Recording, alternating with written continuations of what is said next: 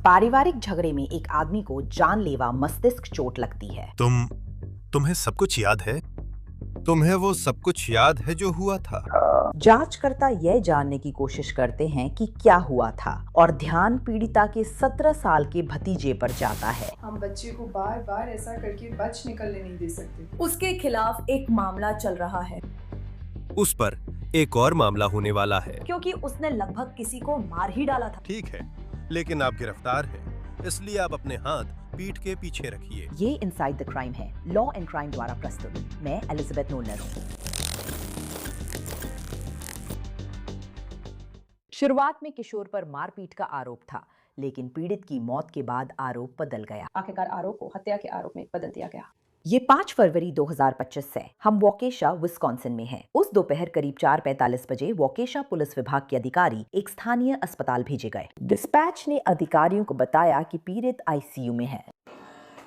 क्या आपने हमें बुलाया था?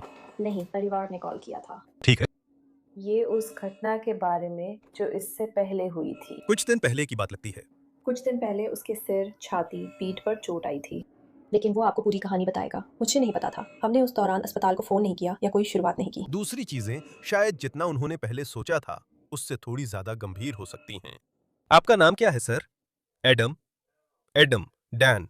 आपसे मिलकर अच्छा लगा, हालांकि इस तरह मिलकर अफसोस हुआ। घटना की रिपोर्ट के अनुसार एडम थॉम्सन को परिवार के सदस्य ने सिर, गर्दन और पीठ पर मुक्का मारा, जिससे उन्हें दिमाग में खून बहने लगा। ये घटना 1 फरवरी को हुई थी, पुलिस के अस्पताल पहुंचने से 4 दिन पहले। दिमाग में रक्तस्राव के कारण एडम ठीक से बोल नहीं पा रहे थे। एडम के चचेरे भाई ने कहा कि जरूरत पड़ी तो एडम फोन पर टाइप कर सकते हैं। एडम भी बता सके कि उनके साथ ये सब कथित तौर पर किस परिवार के सदस्य ने किया था। मुझे थोड़ी बहुत जानकारी है। क्या आप बता सकते हैं कि यहाँ तक कैसे पहुंचे?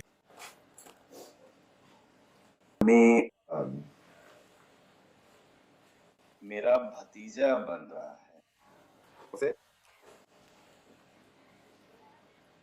उसे बोलने में परेशानी हो रही है। हाँ, उन्होंने हमें इसके बारे में बताया था, तो हमारे पास बहुत समय है। अगर आपको मैसेज करना हो, वो मददगार हो सकता है। क्या वो उसी भतीजे के साथ रहता है जिसने ये किया? उसने मुझे बताया था कि रॉनी भतीजा? 17, मुझे पता है। उसके यहाँ एक दोस्त आया था और एलिशिया, उसकी माँ, ने उसे बताया था कि वह उसके यहाँ नहीं रुक सकता। और फिर आखिरी समय में उसके जाने का समय हो गया और एडम ने कहा था, आप जानते हैं, वो रात भर नहीं रुक सकता। और रॉनी वो बुरी तरह भड़क गया और बहुत गुस्से में था। ठीक है। क्या यही तुम मैसेज कर रहे थे? ठीक है। एडम का कहना है कि उनके 17 वर्षीय भतीजे रॉनी फुएंटेस ने कथित तौर पर ये किया। घटना रिपोर्ट के अनुसार ये सब इसलिए शुरू हुआ क्योंकि एडम ने रॉनी के दोस्त को रात भर रुकने नहीं दिया और इसी वजह से रॉनी नाराज हो गया। रिपोर्ट के अनुसार थॉमसन ने बताया कि उन्होंने फुएंटेस से उसके दोस्त को घर भेजने को कहा, जिस पर फुएंटेस बहस और चिल्लाने लगा। थॉमसन ने बताया कि फुएंटीज ने अपनी कजिन बहन के सिर पर बंद मुट्ठी से मुक्का मारा। थॉमसन ने बताया कि इसके बाद उन्होंने आत्मरक्षा में फुएंटीज को बंद मुट्ठी से मुक्का मारा। थॉमसन ने बताया कि इसके बाद उन्होंने अपने सिर की रक्षा के लिए दोनों हाथ ऊपर कर लिए, जबकि फुएंटेस बंद मुट्ठी से थॉमसन को लगातार मारता रहा और थॉमसन पर चिल्लाते हुए पी बॉय कहता रहा। थॉमसन ने बताया कि फुएंटीज लड़ाई के तुरंत बाद घर से चला गया और अगली सुबह तक नहीं लौटा। तो रॉनी बेकाबू हो गया और उसने तुम पर हमला किया। वो खराब हो गया और वो उसने मुझसे अपना मुंह बंद रखने को कहा और हाँ, मैंने कहा मैं ये नहीं करूँगा, ऐसा करो। और उसने कहा बेहतर होगा कि तुम ऐसा करो। मैंने पूछा नहीं तो क्या, और वो खड़ा हो गया। मैंने उसके चेहरे पर मुक्का मारा। मैंने उसे मुक्का मारा। आत्मरक्षा, आत्मरक्षा। और उसने मुझ पर बुरी तरह हमला कर दिया। जैसे एक के बाद एक वार करता गया। तुम रुक गई, सिर्फ एक मुक्का मारा और नहीं मारा। सही है। एडम ने उसे शांत करने और बात ना बढ़ाने के लिए बस रुक गया। और फिर केसी रॉनी नहीं रुके। उन्होंने उसकी गर्दन पर मुक्का मारा, उसके सिर पर मुक्का मारा। केसी और रॉनी उसे मार रहे थे। हाँ, रॉनी, हम उसे केसी कहते हैं, यही उसका नाम है। हाँ ठीक है, तो तुम्हें एक आदमी ने ही मारा था। हाँ, रॉनी, केसी, केसी। अधिकांश लोग उन्हें केसी कहते हैं क्योंकि रॉनी के पिता भी रॉनी नाम के हैं। तो उसने एडम को मारना बंद नहीं किया। उसने तुम्हें पीठ पर मारा, हाँ उसने तुम्हारे सिर पर मारा, हाँ, उसने तुम्हारे जबड़े पर मारा, हाँ, उसने बस उसे बुरी तरह पीटा और छाती पर। और छाती पर। और मेरी ओपन हार्ट सर्जरी हुई थी अप्रैल में। अप्रैल में? मुझे पता है कि उसे दिमाग में रिसाव है। ये सुनकर मुझे बहुत दुख हुआ। सभी व्यापार मालिकों के लिए ध्यान से सुनिए, और अगर आप कोई व्यापार शुरू करने के बारे में सोच रहे हैं तो आपको भी सुनना चाहिए। देखिए, व्यापार चलाना बहुत मुश्किल होता है, लेकिन चीजें मैनुअली करके या ऐसे दर्जनों ऐप्स पर निर्भर रहकर जो एक दूसरे से कनेक्ट नहीं होते, इसे और मुश्किल क्यों बनाना। यही हमारे स्पॉन्सर ओडू आपकी मदद करते हैं। ओडू एक all in one business platform है जिसमें इंटीग्रेटेड एप्स हैं जो सेल्स, अकाउंटिंग, मैन्युफैक्चरिंग और शिपिंग जैसी ऑपरेशंस को जोड़ते हैं। ओडू प्रोफेशनल और आकर्षक sales order, invoice, vendor bills खुद जनरेट कर सकता है, और ये अपने आप सेल्स टीम्स असाइन कर सकता है, हर सेल्स स्टेज पर ईमेल अपडेट भेज सकता है, और यहाँ तक कि आपकी निर्णय प्रक्रिया में मदद के लिए एआई का इस्तेमाल करके रिपोर्ट्स भी निकाल सकता है। मैन्युफैक्चरिंग में उनकी एप्स इन्वेंट्री को रियल टाइम प्रोडक्शन और परचेज अपडेट से सिंक करती हैं, जिससे स्टॉक की कमी नहीं होगी। मैन्युफैक्चरिंग में उनकी एप्स इन्वेंट्री को रियल टाइम में प्रोडक्शन और परचेज से सिंक करती हैं, जिससे स्टॉक कभी कम नहीं होता। अकाउंटिंग भी पूरी तरह ऑटोमेटेड है। ओडू इनवॉइस बना सकता है, खर्चों को ट्रैक कर सकता है, और यहाँ तक कि डेटा का एआई की मदद से सारांश भी बना सकता है, जिससे आपकी सैकड़ों घंटे बच सकते हैं। सबसे अच्छी बात यह है कि आप अपनी एप्स चुन सकते हैं और यहाँ तक कि कस्टम वर्कफ्लो भी बना सकते हैं, जिससे यह पूरी तरह से आपके बिजनेस की जरूरतों के हिसाब से तैयार हो जाता है। अपने बिजनेस को अगले स्तर पर ले जाएं। आज ही ओडू एक्सपर्ट से मुफ्त में सलाह लें odoo.com/itc पर। फिर से ये घटना कथित तौर पर उस समय से 4 दिन पहले हुई थी जब अधिकारी अस्पताल में पीड़ित से मिले थे, और इसके पीछे एक वजह है। घटना रिपोर्ट के अनुसार इसके बाद के दिनों में एडम को माइग्रेन होने लगे। उसने सिरदर्द कम करने की उम्मीद में बिना पर्ची वाली दवा ली, लेकिन 5 फरवरी को एडम ने मां से बात करते हुए वाक्य बोलने में भी मुश्किल हो रही थी। एडम ने कथित तौर पर बताया कि उसकी मां को लगा कि उसे स्ट्रोक आ रहा है, इसलिए वह उसे अस्पताल ले गईं, और वहीं अस्पताल की नर्सों ने उसे बताया कि उसके दिमाग में अंदरूनी रक्तस्राव हो रहा है। क्या आप, मेरा मतलब कोई बुरा मानना नहीं है, लेकिन क्या इस घटना से पहले आपको शब्द खोजने में दिक्कत हो रही थी? नहीं, या फिर ये सिर्फ दिमाग में रक्तस्राव के बाद ही हुआ? है। ठीक है। ये रविवार को हुआ था। उसने माइग्रेन यानी बहुत तेज सिर दर्द की शिकायत की थी, एक दिन और फिर उसने सोमवार को अपनी माँ को इस घटना के बारे में बताया, और तभी उसने कहा कि उसके सिर में दर्द है। और फिर क्या हुआ? उसने आज सुबह उससे बात की थी। मुझे सिर दर्द था। उसने पूछा, एडम क्या हुआ, कुछ ठीक नहीं लग रहा। वो बात नहीं कर पा रहा था। वो बोली, मैं आ रही हूँ, और उसे यहाँ लाई। कहा गया उसे दौरा पड़ा क्योंकि उसे कुछ याद नहीं था। उन्हें लगता है उसे दौरा पड़ा था क्योंकि उसने अपनी जीभ काट ली, और उसे अपनी जीभ काटना याद नहीं है। ऐसा होने पर घर में सिर्फ आप दोनों थे। मेरी बहन। क्या किसी भी समय आपकी चेतना चली गई थी? नहीं उसने आपको बेहोश तो नहीं किया था? नहीं, ठीक है। उसने पहले ही कहा था कि उसे बिल्कुल दर्द नहीं हुआ। तुम्हें सब कुछ याद है? तुम्हें जो कुछ भी हुआ वो सब याद है? जब वो 3 दिन से सिरदर्द और माइग्रेन की शिकायत कर रहा था, जबकि पहले उसे कभी माइग्रेन नहीं हुआ था, है ना? नहीं, वो वे भी बहुत ज्यादा है। बिल्कुल। उनकी आवाज लड़खड़ाने पर बहन को चिंता हुई कि कहीं स्ट्रोक तो नहीं, क्योंकि वह पहले से बीमार है, डायलिसिस पर है, ओपन हार्ट सर्जरी हो चुकी है, और थायराइड की समस्या भी है। उन्हें किसी के गुस्सा होने की जरूरत नहीं है। बिल्कुल सही। और जब मेरी बहन और मैं, हमारे पास ये एक था। वो असल में एक बॉस हैं। अब आप इसमें ये जोड़ते हैं, ये इतना मजेदार नहीं है। वो उस दिन से बिल्कुल बदल गया है। हाँ, क्या उन्होंने कुछ कहा है कि ये ठीक हो जाएगा या उन्होंने बताया खून बहना रुक गया है। 2 घंटे पहले स्कैन किया गया था, अब खून बहना बंद है, लेकिन हमें नहीं पता कि बोलने की क्षमता कब लौटेगी। उम्मीद है वो लौट आएगी। Speech will come back. और वे दोबारा एक सीटी स्कैन करेंगे, फिर एमआरआई भी करेंगे। उन्हें क्लॉस्ट्रोफोबिया है, इसलिए एमआरआई को लेकर उन्हें थोड़ी घबराहट हो रही है। एमआरआई और दिल में जमे प्लाक की सर्जरी के कारण उन्हें खारा नहीं दे रहे हैं। और उन्होंने पूरे दिन कुछ नहीं खाया है। ठीक है। लेकिन रॉनी रॉनी अभी कहाँ है? घर पर। मैं घर पर हूँ। हम इस बच्चे को बार बार ऐसी हरकतें करके बच निकलने नहीं दे सकते।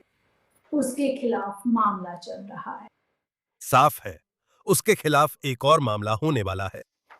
हाँ। उसने लगभग 1 को मार डाला था। आप लोग साथ रहते हैं, चाहे आप शिकायत दर्ज कराना चाहें या नहीं। मैं करना चाहता हूँ, ठीक है? अगर आप नहीं करते, तब भी हम उसे गिरफ्तार करते। धन्यवाद। तो ये विस्कॉन्सिन राज्य के आदेश हैं। ये घरेलू हिंसा जैसा है। ये घरेलू हिंसा है और ऐसे मामलों में हमारा कोई विवेकाधिकार नहीं। हमें गिरफ्तारी करनी ही होगी। तो हाँ, मुझे डर इस बात का है कि अगर उसने उसके साथ ऐसा किया, तो उसे उसकी दादी, एडम की माँ या अपनी ही माँ के साथ ऐसा करने से क्या रोकेगा?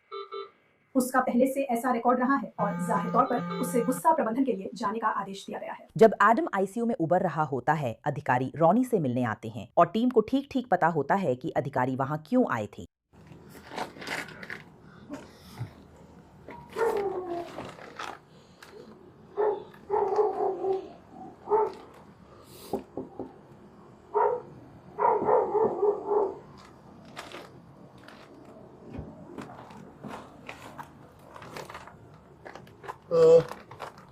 क्या मैं आपकी मदद कर सकती हूँ? हम यहाँ बस रॉनी से बात करने आए हैं। मुझे उससे कुछ दिन पहले जिस बात में वो शामिल था, उसके बारे में छोटा सा बयान लेना है। अरे कैसे हो भाई? बहुत ठंड है, बहुत ज्यादा ठंडी है।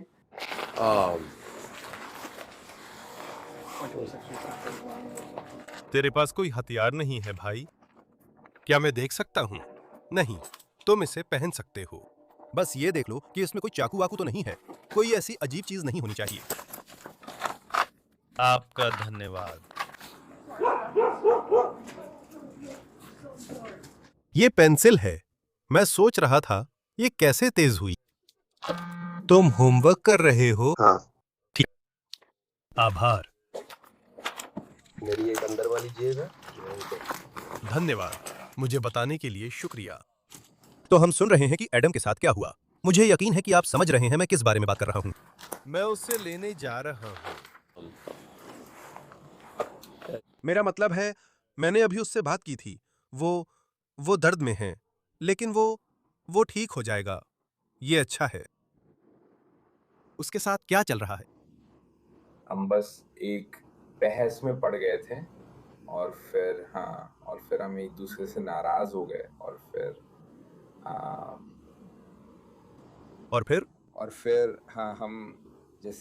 फिर हम बस जैसे झगड़ना शुरू हो गया। ये ज्यादा तक नहीं चला, बस 30 सेकंड जैसा था, लेकिन बस वही था। ठीक है। शायद बात ये थी कि यहाँ कोई रह सकता है या नहीं। हाँ, वो कौन था? वो मेरा एक दोस्त था। उनका नाम क्या है? रॉय। हाँ। रॉय क्या? मुझे उसका आखिरी नाम नहीं पता। तुम्हें उसका आखिरी नाम नहीं पता? क्या हाल है जूनियर? क्या हाल है? इनको क्रेडिट दो। वे साथ जा रहे हैं। असल में ये बस 2 ही है। तुम्हें रॉय का आखिरी नाम नहीं पता? क्या वे तुम्हारे साथ स्कूल जाते हैं? कौन सा? नॉर्थ? बटलर। ठीक है। ठीक है।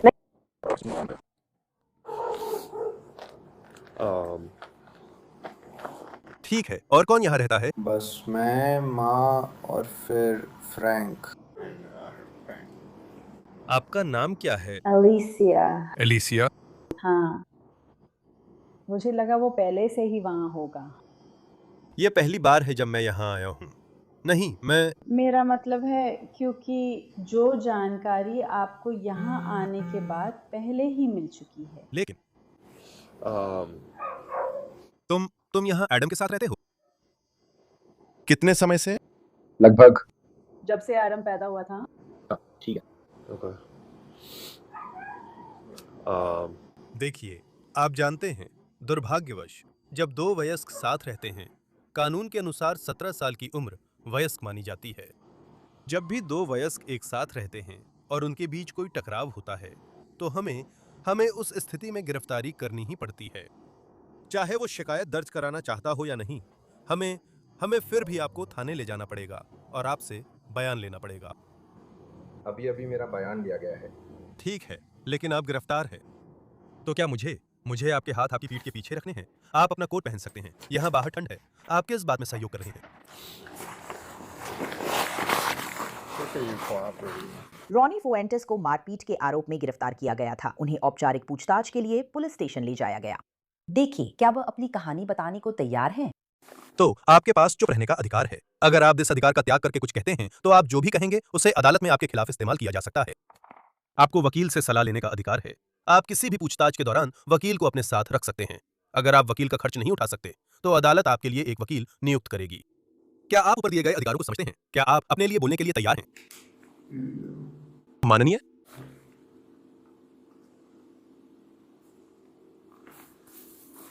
नहीं, मैं मान रहा हूं कि आप मॉडलिंग से बाहर हैं, फिर भी मेरा साथ दें। इसमें घरेलू हिंसा जैसी बातें होंगी। इसका छोटा सा वर्जन जो मैं आपको बता सकता हूं वो ये है कि इसमें आपके और आपके चाचा के बीच 3 दिन का प्रतिबंधात्मक आदेश है। सही है? तो हमें इसका हिस्सा बनना पड़ेगा। सही, इसमें आप शामिल हैं और इलेक्ट्रॉनिक संचार जैसे कॉल या मैसेज भी नहीं कर सकते। मुझे नहीं पता वो अस्पताल से कब छुट्टी पाएगा, लेकिन अगर वो घर आता है तो आप वहां नहीं रह सकते। आपको 3 दिन कहीं और रहना होगा। ठीक है, 3 दिन बाद ये खत्म हो जाएगा, लेकिन जब से आपको हिरासत में लिया गया है, उसके बाद अगले 72 घंटों तक एडम से कोई संपर्क नहीं होना चाहिए। ठीक है। यह आपको और विस्तार से समझाएगा। ठीक है, तो विस्कॉन्सिन कानून उन लोगों पर कुछ प्रतिबंध लगाते हैं जिन पर घरेलू हिंसा और संबंधित अपराधों का आरोप है। ठीक है, विस्कॉन्सिन कानून 968.075 के अनुसार, जब तक पैराग्राफ सी के तहत छूट नहीं दी जाती, घरेलू हिंसा की घटना में गिरफ्तारी के तुरंत बाद 72 घंटे या 3 दिनों के दौरान गिरफ्तार व्यक्ति को कथित पीड़ित के निवास स्थान और यदि लागू हो तो ऐसे किसी भी स्थान जहां कथित पीड़ित अस्थायी रूप से ठहरा हो से दूर रहना होगा। कथित पीड़ित से खुद संपर्क करने या कानून प्रवर्तन तथा गिरफ्तार व्यक्ति और कथित पीड़ित के वकीलों के अलावा किसी और से उससे संपर्क करवाने से बचना होगा। क्या यह स्पष्ट है? कोई भी गिरफ्तार व्यक्ति जो जानबूझकर इस पैराग्राफ का उल्लंघन करता है, उसे अधिकतम $10,000 का जुर्माना या अधिकतम 9 महीने की कैद या दोनों हो सकती हैं। घरेलू हिंसा का मतलब है कि कोई भी वयस्क अपने पति या पत्नी, पूर्व पति या पत्नी या उस वयस्क के खिलाफ जिसके साथ वह व्यक्ति रहता है या पहले रहता था, इनमें से कोई भी कार्य करता है, यानी आप लोग साथ रहते हैं, उस वयस्क के खिलाफ जिससे किसी ने बच्चा पैदा किया है। जानबूझकर शारीरिक दर्द पहुंचाना, जानबूझकर शारीरिक चोट या बीमारी पहुंचाना, जानबूझकर शारीरिक स्थिति को नुकसान पहुंचाना। धारा 940.225 उपखंड 12 या 3 में परिभाषित यौन उत्पीड़न के कृत्य या कोई भी शारीरिक कृत्य जिससे दूसरा व्यक्ति उचित रूप से ऊपर बताए गए आचरण के तुरंत होने का उचित डर लगे। घरेलू हिंसा से जुड़ी जरूरी बातें आपको बता दी गई हैं। आप समझते हैं कि आपको कथित पीड़ित के निवास या किसी भी ऐसे स्थान से दूर रहना है जहां कथित पीड़ित अस्थायी रूप से ठहरा हो।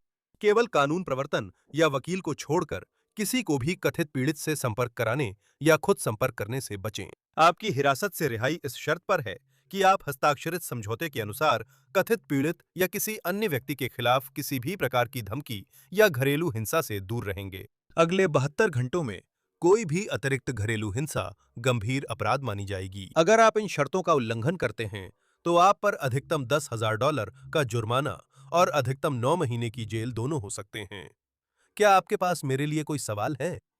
नहीं, वास्तव में नहीं। ठीक है। तो ये बस ऐसा है ताकि मैं इसका पालन कर सकूं और ये सुनिश्चित कर सकूं कि मैं उसके संपर्क में ना हूं 72 घंटे के अंदर। तो आपको इस मामले में जज से मिलना पड़ेगा। आपको गिरफ्तार किया जा रहा है गंभीर मारपीट के लिए, क्योंकि उसकी चोटें काफी गंभीर हैं। तो मारपीट क्या होती है? किसी को दर्द या चोट पहुंचाना मारपीट कहलाता है। तो हाँ, मुझे आज रात आपको जेल ले जाना पड़ेगा, लेकिन आप कल सुबह ही जज से मिलेंगे और फिर यह पूरी तरह से जज पर निर्भर करता है कि आपको बेल मिलती है या वो आपको छोड़ देते हैं, या फिर जैसा कि लग रहा है आपका कोई लंबा आपराधिक रिकॉर्ड नहीं है ना? तो ये जज का फैसला होगा कि आपको सिग्नेचर बॉन्ड पर छोड़ा जाए या आप बस एक कागज पर साइन करें और आपको जाने दिया जाए, या फिर किसी और को पैसे जमा करने पड़े। लेकिन यहां से हम काउंटी जेल जा रहे हैं और फिर कल सुबह ही आप उस जज से मिलेंगे, तो आपको आज रात बस वहां सोना पड़ेगा। ठीक है। तो लेकिन हाँ, वो फैसला उन पर निर्भर है, उसका हमसे कोई लेना देना नहीं है। ठीक है। तो आप कह रहे हैं कि अगले 3 दिन ये नहीं करेंगे? ठीक है। तो मैं यही रहूंगा, बस एक और कागज भर दीजिए जिसे आप दिखा सकते हैं, और फिर हम तुम्हें सफर के लिए तुम्हारे जूते और कोट लौटा देंगे।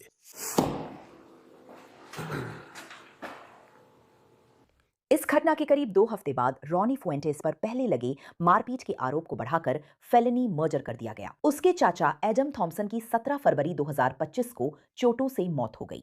रॉनी पर जमानत का उल्लंघन करने का एक मामूली आपराधिक आरोप ही लगाया गया था। बताया जाता है कि ये आरोप इसलिए लगा क्योंकि गिरफ्तारी के समय वह, जो तब 11वीं कक्षा का छात्र था, एक अलग अपराध के लिए जमानत पर बाहर था। उसने खुद को निर्दोष बताया और उसका केस फरवरी 2026 में ट्रायल पर गया। जूरी ने इस केस पर करीब 7 घंटे तक विचार विमर्श किया, लेकिन जब वे फैसला लेकर लौटे तो सभी आरोपों में दोषी करार दिया। रॉनी फुएंटेस को अप्रैल 2026 में 8 साल की सजा मिली, जिसमें 4 साल कैद और 4 साल निगरानी शामिल है। ऑनलाइन रिकॉर्ड्स के अनुसार वह विस्कॉन्सिन के डॉज करेक्शनल इंस्टीट्यूशन में सजा काट रहा है। इनसाइड द क्राइम के इस एपिसोड को देखने के लिए धन्यवाद। मैं एलिजाबेथ नूलनर हूँ।